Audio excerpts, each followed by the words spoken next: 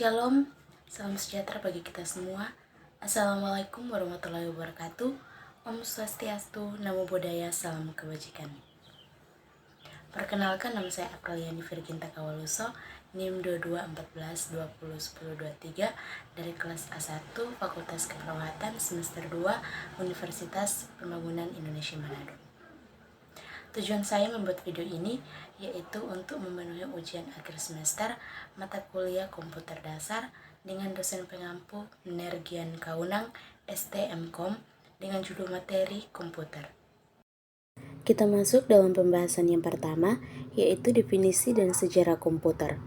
Komputer adalah perangkat elektronik yang menerima, menyimpan, dan memproses data menjadi informasi secara matematis atau logis sesuai dengan serangkaian instruksi yang diprogram. Program-program ini memungkinkan komputer untuk melakukan berbagai macam tugas. Sejarah singkat komputer. Pada mulanya, seluruh alat bantu hitung digerakkan secara manual dengan tenaga manusia. Periode manual mulai dari tahun 1000 sebelum Masehi sampai dengan 1641 Masehi. Kemudian alat bantu hitung berkembang menggunakan tenaga penggerak mekanik menggunakan roda bergigi yang digerakkan tangan. Periode mekanis dimulai dari tahun 1642 sampai dengan 1885. Pada perkembangan selanjutnya, alat bantu hitung mesin mekaniknya mulai dengan menggunakan tenaga listrik. Periode elektromekanis dimulai dari tahun 1886 sampai dengan 1945. Dengan pada perkembangan terakhir menggunakan sirkuit elektronik yang dimulai dari tahun 1946 sampai dengan sekarang. Perkembangan komputer mulai dari generasi pertama hingga generasi yang kelima. Komputer generasi pertama mulai hadir pada tahun 1946 sampai dengan 1956.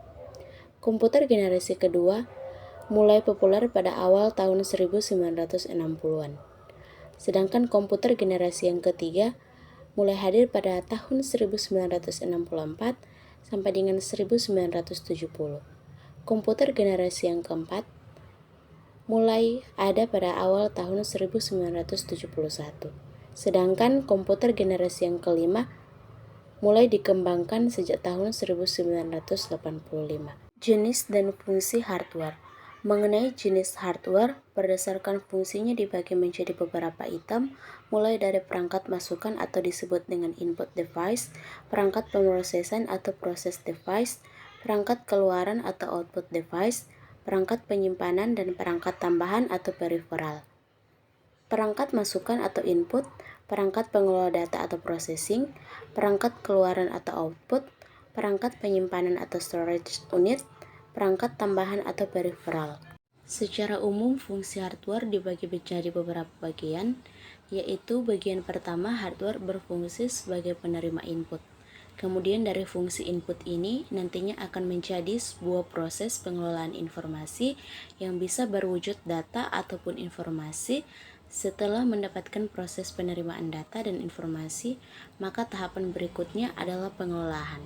Jenis dan fungsi software. Ada dua jenis klasifikasi software. Yang pertama berdasarkan jenisnya dan yang kedua berdasarkan distribusinya. Yang pertama, berdasarkan jenisnya. Software dibagi menjadi tiga jenis, yaitu System Operation atau Operation System. Ini adalah salah satu software yang berfungsi untuk mengkoordinasikan setiap komponen, baik itu di dalam komputer ataupun smartphone. Yang kedua, bahasa pemrograman atau programming language.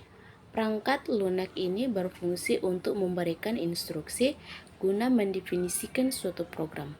Yang ketiga, program aplikasi atau application program.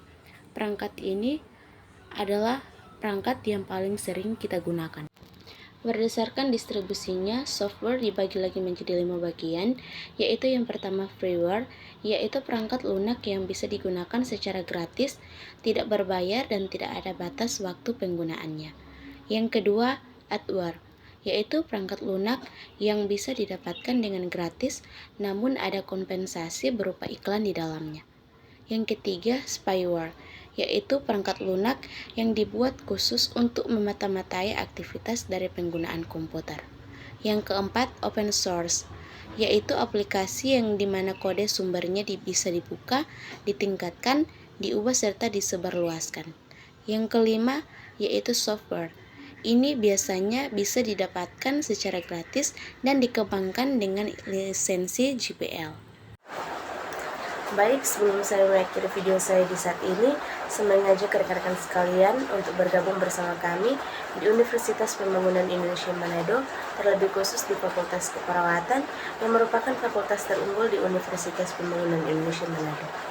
Universitas Pembangunan Indonesia Manado beralamatkan di Jalan Walter Muminsida 6, nomor 129 lingkungan 2, Bahu, Manado. Universitas Pembangunan Indonesia Manado terdapat 6 fakultas, yaitu yang pertama Fakultas Teknik, Fakultas Pertanian, Fakultas Hukum, Fakultas Ilmu Sosial dan Ilmu Politik, Fakultas Sastra, dan Fakultas Keperawatan. Come join us. Selamat malam, salam sehat untuk kita semua, dan salam sejahtera bagi kita semua.